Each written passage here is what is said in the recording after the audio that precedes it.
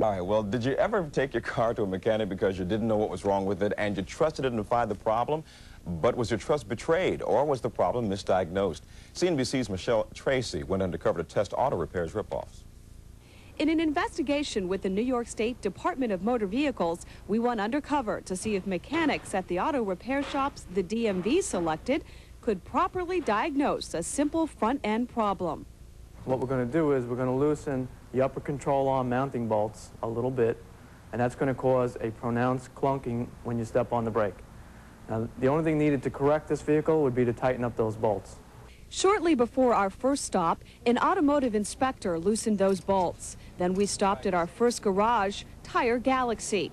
Owner Keith Schmide took the car for a test drive with undercover motor vehicle inspector Bob Pratt.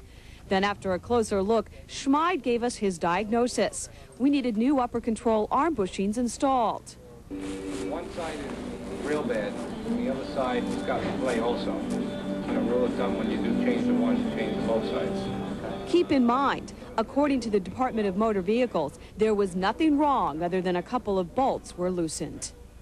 What's the matter with the bushing? It's just Gone, just disintegrated, you know. It's a bushing and you have the bar. In between it, you just go. Bob Pratt reviewed this tape afterwards. okay. Here's where he's telling us that the bushing has disintegrated. Basically, he says it's gone. It's nothing in there to disintegrate. There's no rubber bushing in that vehicle. He's also telling us that the other side has a little bit of play and it should be changed. There's absolutely nothing wrong with that side whatsoever. What he's trying to do here is sell us a couple of control arm bushings that we don't need. We went ahead with the suggested repairs and received a bill for $163. After paying that hefty tab, the DMV inspector asked for the old parts back. We became suspicious when the shop couldn't come up with them. On those bushings, I had to burn them out.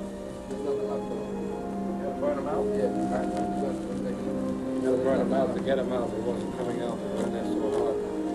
But that explanation didn't make sense to the DMV inspectors. So after driving away, they took a closer look. That's when they discovered that the original parts had never been removed. And despite paying for new parts, almost nothing had been installed. They misdiagnosed the problem. Then they told us we needed something. They charged us for those parts. They didn't even install the parts. All they did was add 2 grease fittings and grease up the whole front end. And they charged us $161 for that. We wanted to ask why the garage had done this. So producer Larry Posner returned with the motor vehicle inspectors. You said we needed a bushing. We don't find any evidence that a bushing was put in the car, and all that was needed was the bolt to be tightened. Can you explain what you did and why you did it? Well, my guy replaced the upper control arm bushing. We cannot find any evidence that a bushing was actually installed in the car. It was replaced. That's all I can say. The shop still couldn't produce the old parts or show us the box the new parts came in.